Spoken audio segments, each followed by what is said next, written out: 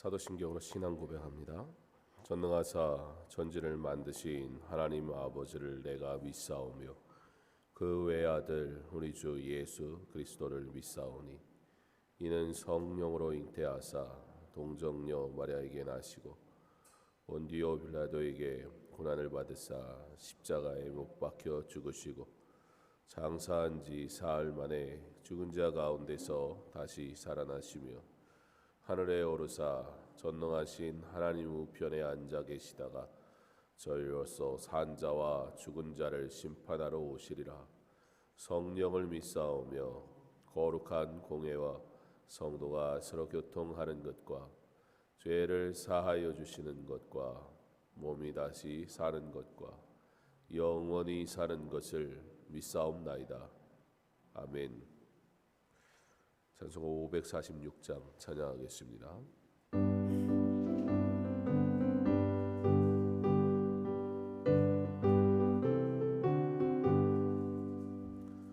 주님 약속하신 말씀 위에서 영원토록 주를 찬송하리라.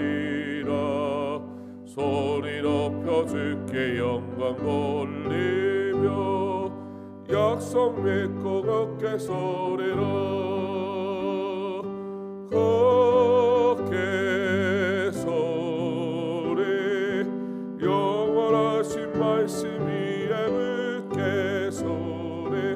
걷게 소리 그 말씀 위에 걷게 소리라. 주님 약속하신 말씀 위에서 세상 염려 내게 엄습할 때 용감하게 힘써 싸워 이기며 약속 믿고 걷게 소리라. 걷게 소리 영원하신 말씀 위에 걷게 소리. 걷게 소리 그 말씀 위에 걷게 소리라. 주님 약속하신 말씀 위에서 영원하신 주의 사랑이 믿고 성령으로 힘써 싸워 이기며 약속 믿고 걷게 소리라. 걷게 소리 영원하신 말씀 위에 걷게 소리. 걷게 소리 그 말씀 위에 걷게 소리라. 주님 약속하신 말씀 위에서 성령 인도하는 대로 행하며 주님 품에 항상 안식 얻으며 약속 믿고 걷게 소리라. 걷게 소리 영원하신 말씀 위에 걷게 소리. 걷게 소리 그 말씀 위에 걷게 소리라. 이사야 7장 1절로 9절 말씀. 구약성경 이사야 7장 1절로 9절까지의 말씀 한 목소리와 함께 봉독하겠습니다. 우시아의 손자여 요담의 아들인 유다의 아하스 왕 때에 아람의 르신 왕과 르말리아의 아들 이스라엘의 베가 왕이 올라와서 예루살렘을 쳤으나 능히 이기지 못하니라. 어떤 사람이 다윗의 집에 알려 이르되 아람이 에브라임과 동맹하였다 하였으므로 왕의 마음과 그의 백성의 마음이 숲이 바람의 흔들림 같이 흔들렸더라. 그때 여호와께서 이사야에게 이르시되 넌 내 아들 스알아숲은 윗못 수도 끝 세탁자의 밭 큰 길에 나가서 아하스를 만나 그에게 이르기를 너는 삼가며 조용하라. 르신과 아람과 르말리아의 아들이 심히 노할지라도 이들은 연기나는 두 부직갱이 구루터기에 불과하니 두려워하지 말며 낙심하지 말라. 아람과 에브라임과 르말리아의 아들이 악한 꾀로 너를 대적하여 이르기를 우리가 올라가 유다를 쳐서 그것을 쓰러뜨리고 우리를 위하여 그것을 무너뜨리고 다부엘의 아들을 그 중에 세워 왕으로 삼자 하였으나 주 여호와의 말씀이 그 일은 서지 못하며 이루어지지 못하리라. 대저 아람의 머리는 다메섹이요 다메섹의 머리는 르신이며 65년 내에 에브라임이 패망하여 다시는 나라를 이루지 못할 것이며 에브라임의 머리는 사마리아요 사마리아의 머리는 르말리아의 아들이니라. 만일 너희가 굳게 믿지 아니하면 너희는 굳게 서지 못하리라 하시니라. 아멘. 기도하겠습니다. 하나님이 우리에게 말씀하실 때 온전히 듣게 하시고 하나님께서 우리에게 은혜 베푸실 때 그 은혜만 온전히 누리게 하옵소서. 주의 말을 들으나 여전히 다른 말이 들리니 두려울 뿐입니다. 주를 의지하여야 하나 이미 주님 외에 다른 것 의지하고 살다 보니 주의 뜻을 알아도 여전히 두려울 뿐입니다. 오직 하나님 한 분만 바라보게 하시고 하나님의 뜻을 온전히 깨달아 알게 하시며 주께서 도우시겠다 말씀하실 때에 그러므로 결단하고 주만 의지하기를 결단하는 삶으로 온전히 나아가게 하옵소서. 우리에게 은혜 베푸시기 원하시는 하나님이신 것을 기억하게 하사 주의 은혜를 따라 날마다 새롭게 하시고 주의 은혜를 따라 기뻐하며 즐거워하게 하옵소서. 예수님 이름으로 기도합니다. 아멘. 이스라엘과 아람이 연합을 해서 유다를 치고 있습니다. 한 번은 실패합니다. 그런데 멈추지 않고 다시 오게 됩니다. 어떤 사람이 다윗의 집에 이 일을 알리게 됩니다. 지금 다시 재정비해가지고 치러 옵니다. 어떻게 합니까? 어떤 사람이 다윗의 집에 알립니다. 다윗의 집. 우리가 다윗의 집이라고 하면 무엇을 기대할 수 있습니까? 여기서 다윗의 집이라는 것은 다윗의 가문을 의미합니다. 지금 왕은 누구입니까? 유다의 왕은 아하스입니다. 다윗의 집 하면 우리가 기대할 수 있는 다윗의 집이라는 그 기대할 만한 신앙을 결코 찾을 수 없는 사람이 누구였는가? 바로 유다의 아하스였습니다. 그는 유다의 왕 중에서도 가장 신앙적으로 최악이었던 타락했던 왕이었습니다. 산당을 짓고 우상을 숭배하고 도무지 하나님하고는 전혀 상관없는 삶을 살던 사람이었습니다. 그가 아무리 다윗의 집이라는 이름으로 불릴 수 있다 할지라도 그는 도무지 다윗과는 연결할 수 없는 신앙을 가진 자였다는 것입니다. 기억해야 합니다. 내 신앙으로 나의 가족이나 누군가가 함께 구원받는 것이 아닙니다. 하나님 앞에 우리 모두 한 사람 한 사람 바로 서야 하는 것입니다. 정화수 떠놓고 내가 비나이다 비나이다 한다고 내 자식이 잘 되는 것이 아닙니다. 그러나 하나님 앞에 온전히 서 있을 때 하나님께서 그의 인생을 반드시 붙드시고 지키시고 인도하시는 줄 믿습니다. 우리 모두가 하나님 앞에 온전히 서야 할 뿐입니다. 다윗의 집이니까 잘 되는 게 아닙니다. 그러면 다윗의 집이 다윗처럼 위대한 사람이 아니라면 구원이 없는 것이냐? 그렇지 않습니다.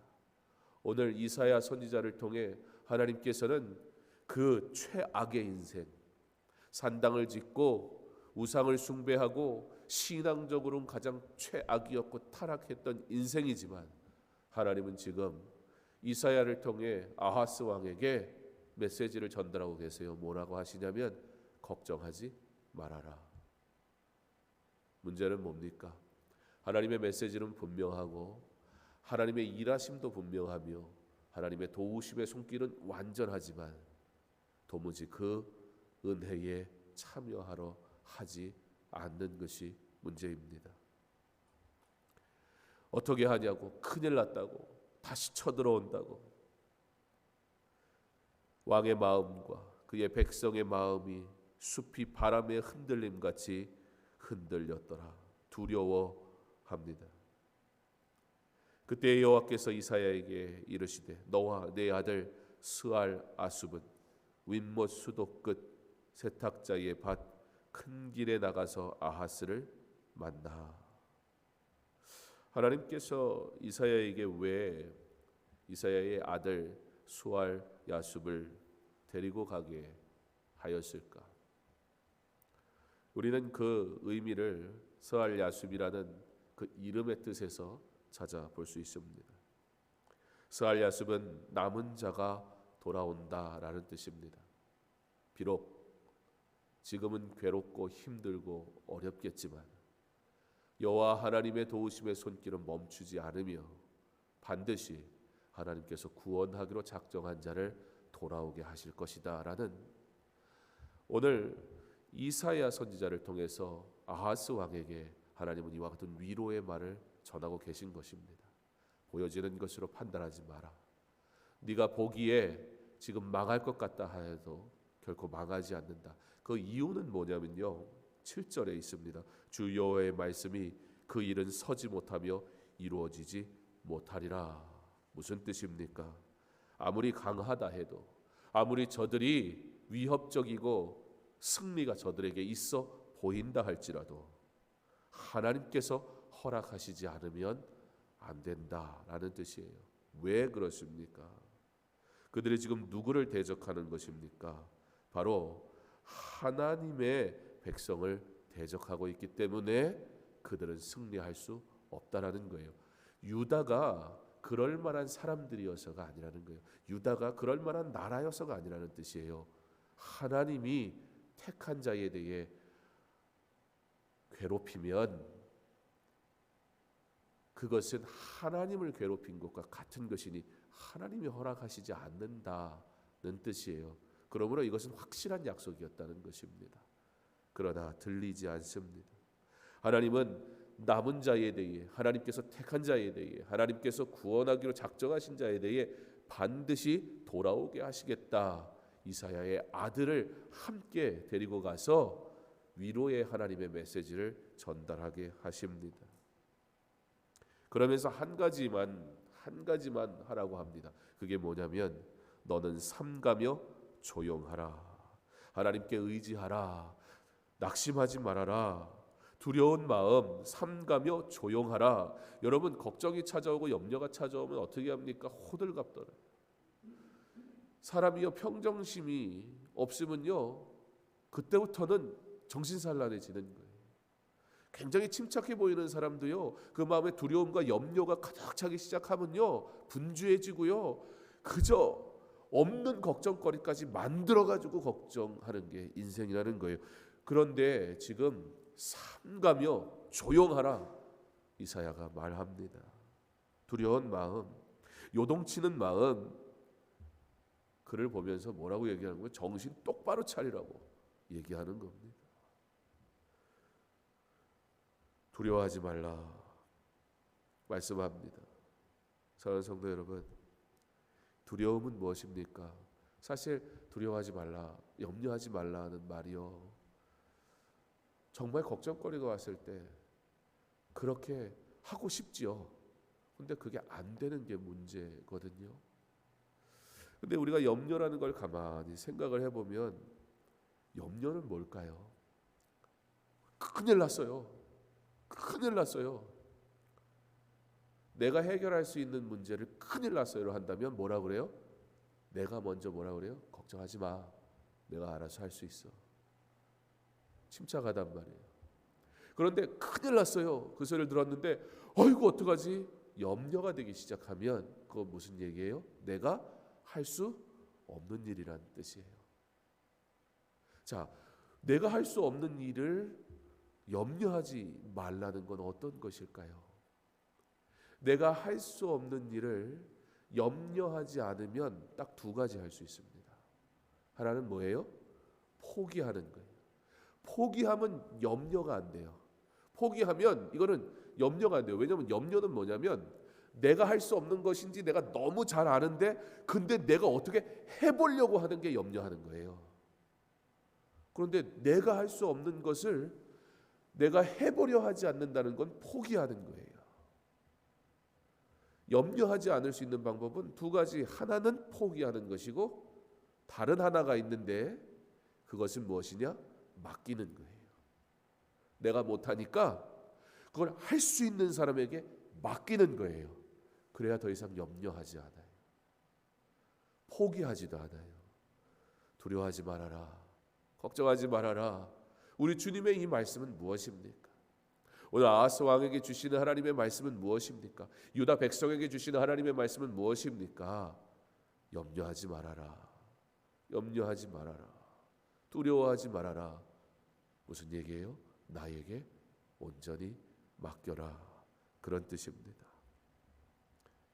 그러면은 이 문제 앞에 우리는 무엇하면 될까요? 사실 우리가 할 수 없는 일이니까 우리가 무엇을 하려고 하면 안 되는데요. 그 가운데 한 가지를 우리가 해야 돼요. 자, 이제 알았어요. 염려가 되는 문제를, 내가 할 수 없는 문제를 내가 해보려고 하는 것이 염려니 염려하지 말라 하셨으니 포기할 수는 없는 거고 맡기는 것이 우리의 할 일이라는 거예요. 뭐 해야 되는 거예요? 결단해야 되는 거예요. 하나님, 나 지금 너무 두려운데요. 이건 내가 할 수가 없는 일이니까. 근데 주님이 염려하지 말라고 하셨으니까 포기 안 하고 주님께 맡기기로 내가 결단합니다. 그것이 바로 우리가 해야 하는 일입니다. 결단이 없이 기도하면요, 우리의 기도가요 염려의 이야기로 가득 찰 뿐이에요. 그러나 결단하고 하나님 앞에 기도하면요, 우리의 기도가요 소망이 되기 시작해요. 다 맡겼거든요. 내가 못한다는 건 내가 인정해버렸거든요. 그러나 나는 포기하지 않거든요. 왜냐하면 하나님이 내게 도우시겠다 약속 안 하시면 포기하는 것 외에 없지요. 그런데 하나님이 도우시겠다고 했으니까 결단하는 거예요. 하나님께 다 맡겼습니다. 아버지께 다 맡겼습니다. 그 하나님이 누구세요?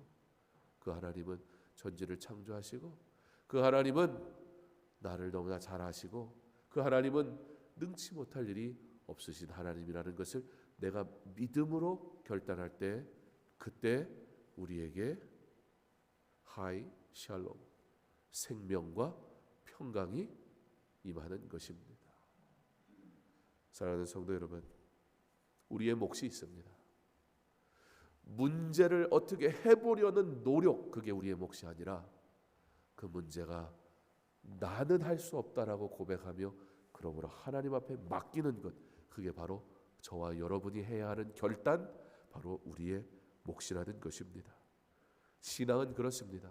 세상은 다수결의 원칙으로 어떤 일들을 다 여기 가니까 나도 거기 가지만, 그러나 신앙은 많은 사람이 가고 적은 사람이 가고의 문제가 아니에요. 많이 갈 수도 있고 적게 갈 수도 있어요. 왜요? 주님이 가시는 길로 가기 때문이에요. 많은 사람이 주님 따라가면 많은 길이지요. 적은 사람이 주님 따라가면 적은 길이지요.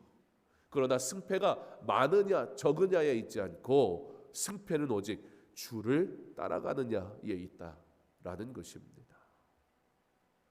우리에게 주신 하나님의 은혜, 그 은혜대로 살아가기를 간절히 원합니다. 인생의 괴로움은 이것도 아니고 저것도 아니라서 그래요. 신앙생활하면서 괴로운 이유는 차라리 안 믿어버리면 세상 사랑하고 세상 조영하고 세상 뜻대로 살면 그 나름의 유익도 있고 그 나름의 재미도 있을 거예요. 근데 세상도 하나님도 어설프게 붙들고 가니까 인생이 괴로운 거예요. 세상에 어설픈 것처럼 괴로운 게 없어요. 우리 건영이한테는 학교 10시까지 오래요. 우리 지영이한테는 학교 10시 반까지 오래요. 대학에 입학한 이 녀석은 학교 오지 말래요. 줌으로 한대요. 한 녀석은 새벽 예배 끝나면 자기 깨워주래요. 자기는 일찍 학교 가야 된대서. 아유, 그냥 다 갔으면 좋겠어요. 아니면 안 갔으면 좋겠어요. 이것도 아니고 저것도 아니니까 하루 종일 피곤하게 생겼어요. 이게 뭐예요, 이게? 염려가 그런 거라고요. 이것도 아니고 하나님 붙잡는 것 같은데 세상 붙잡고, 그러니까 막 여기서 땡기고 저기서 땡기고 나만 죽겠는 거예요. 나만. 염려하지 말라는 거예요. 어설프게 신앙생활하지 말라는 거예요. 제대로 믿으라는 거예요. 하나님 온전히 바라보라는 거예요. 안경을 한지 한 3년 4년 됐었는데 어제 가가지고 요즘에 이렇게 잘 안 보이지, 눈이 좀 나빠졌더라고요. 그러면 뭐 해야 돼요? 가서 고쳐야 돼요. 가서 바꾸니까 세상이 좋더라고요. 잠깐은 어지럽더라고요. 잠깐 어지러운 것 때문에 안 바꿔서 되겠어요? 저도 참 미련하죠. 안경을 R을 10은 뭐 아직 쓸만하니까 뭐 그냥 쓰고, R을 한 4년 되고 막 기스나고 이랬는데 그냥 아까워가지고 아직 보이거든요. 이게 문제인 거예요. 뚜렷하게 봐야 되는데 아직 배는 게 있으니까 그놈의 게 아까워가지고, 이거 R 4만 원 줬거든요. 4만 원이 아까워가지고 고생을 너무 많이 한 거예요. 가가지고 안경 바꾸니까 세상 편하더라고요. 환하고 좋더라고요. 주께서, 주의 능력이 부족해서가 아니에요. 주님 앞에 나오면 주님이 일하시면 명확하게 보이는데 주님의 일에 자꾸 내 방법을 넣어놓고 이렇게 했으면 저렇게 했으면 아깝기도 하고 요게 더 좋아 보이기도 하고, 그러니까 흐리멍텅하게 보면서 사는 거예요. 아직 보이긴 보이거든. 그러니까 인생길이 괴로운 거예요. 주님이 보여주시는, 주께서 보여주시는 바로 그 길이 은혜의 길인 줄 믿습니다. 그 길로 걸어가는 것, 이사야는 분명한 메시지를 전해요. 그런데 주님으로부터 떠나 있으니까 아하스나 유다 백성이나 들리지가 않는 거예요. 우상을 섬기고 산당을 짓고 타락한 삶을, 세상을 살아가며 살아가니까 하나님의 인성을 들어도 도무지 듣지 못하는 거예요. 그냥 걱정만 하는 거예요. 사랑하는 성도 여러분, 아무 걱정하지 마세요. 주께서 우리에게 말씀하세요. 걱정하지 말라고. 아무 걱정하지 마세요. 유다가 잘나서가 아니라 유다는 하나님이 택하신 나라기 때문에 누구도 함부로 못한다는 거예요. 우리가 잘해서가 아니에요. 내가 이렇게 잘했으니까 복 받겠지가 아니라 하나님이 나를 택하셨기 때문에 복 주시는 거예요. 일방적으로. 그런 은혜를 받았잖아요. 이 복이 진정한 복이 되기를 원합니다. 이 복을 참으로 누리기를 원합니다. 내게 주신 이 복이 오늘 나에게 바로 지금 즐거움이 되고 기쁨이 되고, 그러므로 내 입술이 영원토록 하나님을 찬양하는 그런 은혜의 삶으로 살아갈 수 있기를 주님의 이름으로 축원합니다. 사랑의 하나님, 감사합니다. 오늘 우리에게 은혜 주시고 하나님의 은혜로만 살라고 말씀하시니 주여 염려하지 말게 하시고 주께 다 맡기기로 결단하게 하여 주시옵소서. 많은 사람이 가는 길 말고 적은 사람 길이 가는 것도 진리가 아니라 주님 가신 길이 내가 가야 하는 길임을 알게 하시고 오직 주의 길로 가기로 결단하게 하여 주시옵소서. 그러므로 이제 두려움을 내려놓습니다. 그리고 즐거움에 참여하기 원합니다. 어떠한 상황에서도 우리가 주와 함께하니 기뻐하게 하시고, 그러므로 영광 돌리며 살아가게 하여 주시옵소서. 이와 같은 믿음 내게 주시옵소서. 이 믿음으로 온전히 살게 하옵소서. 예수님 이름으로 기도합니다. 아멘. 계속해서 개인적으로 기도하겠습니다.